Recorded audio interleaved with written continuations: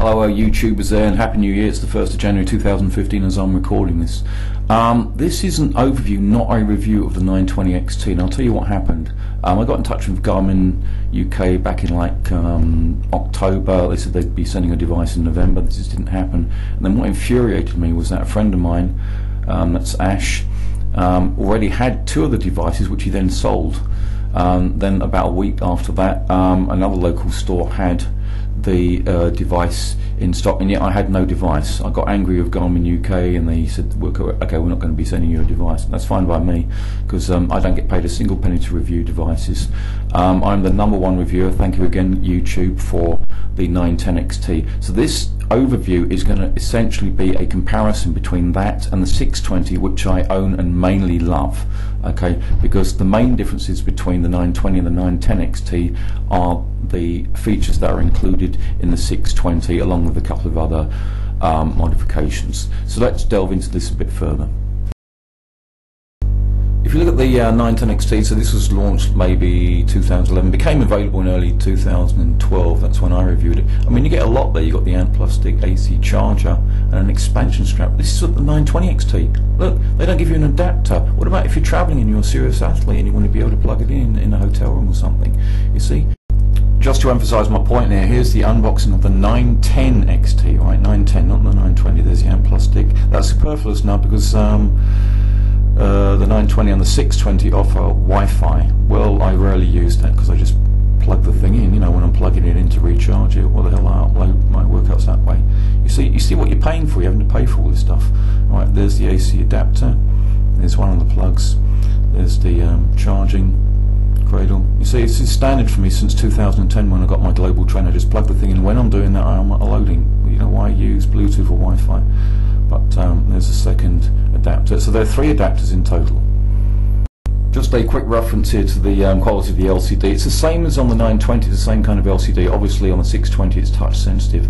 Now comparing on the Lumia there, which has an AMOLED display, you can see it's pretty clear but slightly washed out. I think the VO2 Max display looks nice. I mean, it's kind of something that some people would see to be unnecessary, but still viewable. It's not necessarily better for serious athletes than what you're going to get with the monochrome like on the 610. Sadly, my minor gripes about the 920 versus the 910 are going to continue because the 910 offered, for example, a very sophisticated menu system where, for example, amongst a lot of other things, you can create workouts on the device. You can't really do that with a 920. Like with a lot of other devices, they're now insisting that you do this through the internet, which is fiddly and unnecessary. Right, sorry to give this disclaimer once again, but this is a comparison, right? This is only a comparison between the 920 and mainly the 910 XT. This is the 910 XT, the 910. Right, this is how you create a workout. You've got interval, which is possible on the 920 and the 620. My 620, which I own, but you don't do complex workouts, you can't. This is how you add steps on the 910 XT. See, it's easy, in plain English. You then have a choice of course, duration and target. And away you go. See? Very, very easy. It's a simple menu and sub-menu system. You get very, very used to this stuff. This stuff is empowering, you know. Imagine once again you're in a hotel room and you're creating a workout for yourself and you've gone to another country. You want to be able to do this right on the watch, not piss about with some laptop. Okay.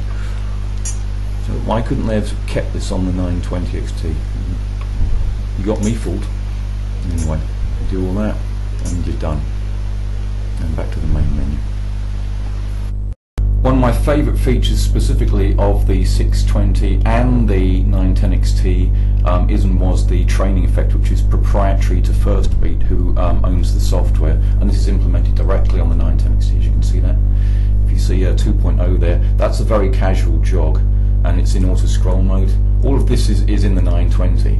Right, so training effect is easily one of my favourite metrics, and 2.0 is a casual, very casual measurement there. I'm virtually gagging here, getting ready to vomit. Exhaustion. Here's the other extreme.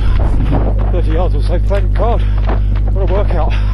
Holy cow, I'm so close to retching. Right, so that's me right at the summit, and then I look at the watch, of course, to measure this on the 620 this time. Okay, this is all implemented in the same way. 4.9, it's 4.9 out of 5. That's very, very close to actual physical exhaustion there for me. But once again, the training effect works really, really well. Another favourite feature of mine, and this is included on the 610 and 910 XT, remember that, is the virtual racer, but not on the 620. This really pissed me off. I was promised this as a software update and it didn't arrive. The 620 is supposed to be more advanced than the 610. The virtual racer reproduces an effort that you might be competing against with yourself or with anyone else on the planet that does a workout through Garmin Connect, but they don't have this on the 620. This is a major omission on the part of Garmin, but thankfully they keep it in the 920 XT, and it's not called Virtual Racer anymore. You're simply racing against another activity.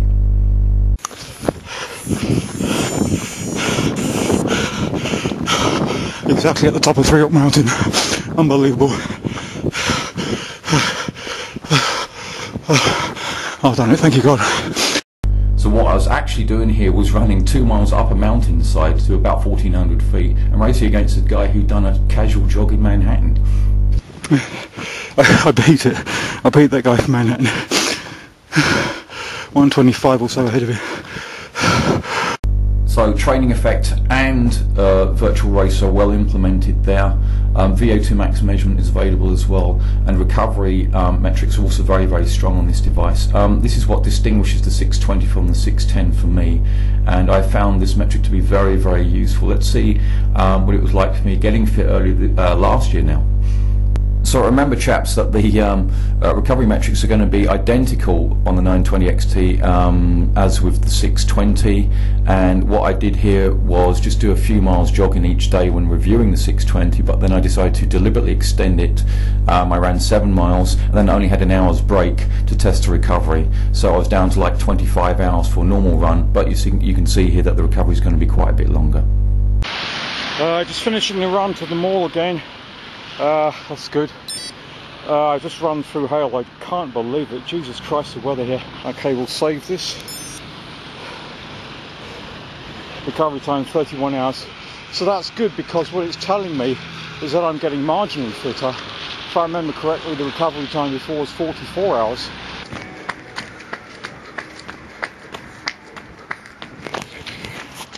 So here we can see finally that I've only had 1 hour's recovery, so now it's saying recovery's fair.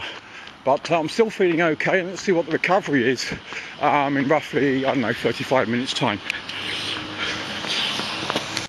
Good. Wow, that's really good. 45, 57 or thereabouts. Wow. Okay.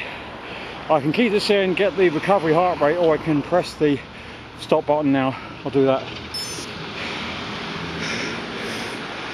Recovery time 38 hours, so it's gone from 31 to 38 hours, and previously it was 44 hours and 61 hours, so there's a definite improvement here. For me, this is very, very useful information. It is a direct, on the watch, on the device indicator of an improvement in fitness, and you know, of course, it's very instructional as well. It's telling you to recover. So with that in mind, you know, that distinguishes it from the 610. Would it be needed? Yeah, I will say I will need it. So what the bloody hell Garmin's doing by not having the virtual racer in what is fundamentally an elite device is beyond me. Anyway, let's look at the internal accelerometer.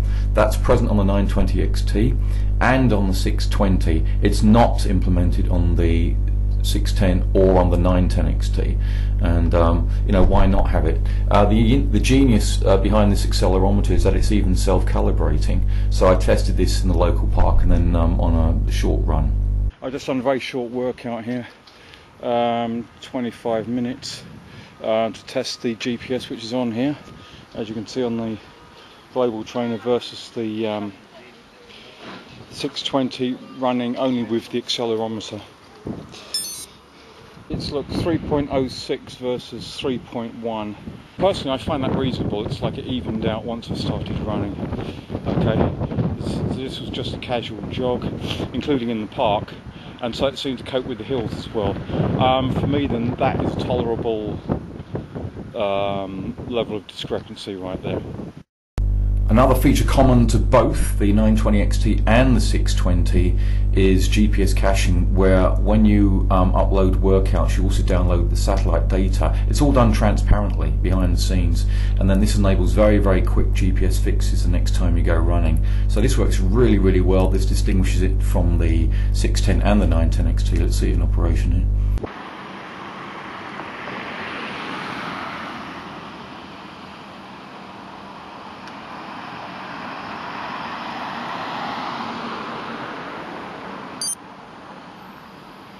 So that fixed there, well, 8 or 9 seconds, and that is when I've already gone more than a mile since my last GPS fix. That's how good this caching of the data is on this watch. Previously my Timex has taken as long as 10 minutes. I need to tell you that a big part of Garmin's advertising campaign for both the 620 and 920XT was and is the running dynamics, ground, contact time and vertical oscillation. Anyone? No, me neither. I made a big deal, a big effort with trying to understand the metrics, and then I even bought a separate pair of shoes. You won't get this with other reviewers. I bought a separate pair of shoes, a DS Racer, tested them in the mountains, and I'm still not satisfied that it's going to help me in any way whatsoever. Absolutely not at all. So there are other ways of measuring fitness and strength and stride and so forth, but you know, cadence is perfect. Cadence is all right, but not running dynamics. Well, let's see what it shows you in any case. So this is about testing these shoes, and then these shoes going both up and down what is a pretty steep slope. I'm here sprinting uphill, deliberately pounding away and giving it quite a lot of effort. So you can see there, cadence 187, ground contact time 0.235. Sorry about the lack of clarity there. And then ground contact, vertical oscillation 10.1, and then of course it's going to be different here, 197. Okay, so the so-called GCT and vertical oscillation are different, but not so much that it's going to make a difference to me, I'm afraid. There you go. By the way, speaking about mountain running, the 920XT also includes a barometric altimeter, similar to what is on the 910XT. Right, last one I'm going to look at in terms of features here is the swimming mode. It also handles open water swimming, where it uses the GPS to effectively interpolate between your strokes, but this is an indoor test. In addition, the 920XT's swimming timers include those for drills and also rest stops, so you can actually do a pretty decent interval workout. Now this is all taken at the local pool here. So just been for a short swim here, only about 100 metres or so, but enough to test out the device. And what we see here is the time, average pace and distance, 112 metres, like you said, only a short one. The metrics are already supplied to me, but I can vary them, you see, as soon as I go to swimming mode.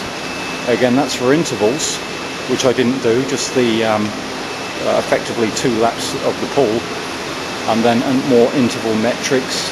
And lastly, see, I find this really interesting, strokes per length. It's correctly calculated what I've done. That's thanks to the accelerometer inside the watch. Very clever stuff, this. Swell score is the number of strokes plus the time, which is supposed to test swimming efficiency and last lap strokes. Amongst the extra functionality on the 920XT are, if you can use them, a metronome, which is a pacer, but you know, I had that on a cheap £15 running watch bought from Aldi 6 years ago, and then smartphone notifications. I mean, look, what's the point of that? Elite athletes don't answer the phone call during workouts. It's as though just because it's computerized, you know, there's supposed to be some functionality or kudos in connecting you to various bits and pieces. This isn't, should not be the case. This is a serious athletics device. You can operate the Garmin Verb and Verb Elite using the watch. No thanks. Thanks anyway. Has a fitness track as well, which counts steps. What elite runner counts your steps and your calories? Lastly, well, I did a 6-week review of this. It took me 6 weeks to take this bloody thing. Now, why not be nice to me, YouTubers, and then look that up for the 620 review? This sends live data, including mapping, your heart rate, speed and distance, etc., to a compatible device. You don't have to be with Garmin Connect. It's like a web load. It's like a web link. So this is a very interesting form of functionality, but perhaps a function that's looking for use actually. In summary, I essentially see the 920 XT, the 910 XT is featured here as overkill. It just offers too many bells and whistles. You don't need fitness tracking if you're an elite athlete. You don't need Wi-Fi or Bluetooth. Metrics such as VO2 max and training effect are very, very nice. They're already integrated into the 620, so I definitely recommend that to runners. In addition, you also have the idea of the VO2 max measurement and displayed on the watch, effectively in real time, I suppose. And that in combination with the training effect and the recovery data, and the idea of also your personal bests being displayed instantly, is going to be highly motivational to a lot of people. But you see, you would already know your stuff, wouldn't you? If you're an elite track runner doing 20 times 400 or whatever, you would already know this stuff. I still see it as good for me, but the 610 is much better value as of right now. Look, I'm the #1 reviewer for the 910 XT. I know what I'm talking about. The only bad thing I have against the 910 XT is that it's not day-to-day watch. It doesn't tell the time when it's off, which really pisses me off. Now here's more like it. Look at that, 9 out of 10 from trustedreviews.com, and it does everything. You see, it's not waterproof, it's only water resistant, but even 3 years later they've done a phenomenal job with it. Now let me show you something different. Casio SDB 30 from 1988, costing 30 quid. I had that watch briefly, but it was fucking stolen. So 30 laps is a very useful memory storage, and then it's easy to operate. Nice loud beeping as well. But who used this? Not just myself, Steve Jones. 207 to 208 for the marathon guy. Wow. What does the great Steve Jones do? Let's take a look at this. He was just simply running as hard as he could. Running is a simple activity that shouldn't be complicated. One of his pupils says, I haven't worn a GPS watch since April, I just focus on my effort. This is all about discipline.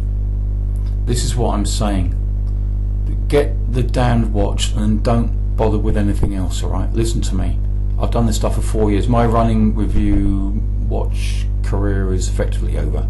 I don't care. It's the 1st of January. I'm just making the most of my life. I have other fish to fry. The subscribers will see what my life is about, and it hasn't been good, but I will recover. Thank you. God bless you all. Happy New Year.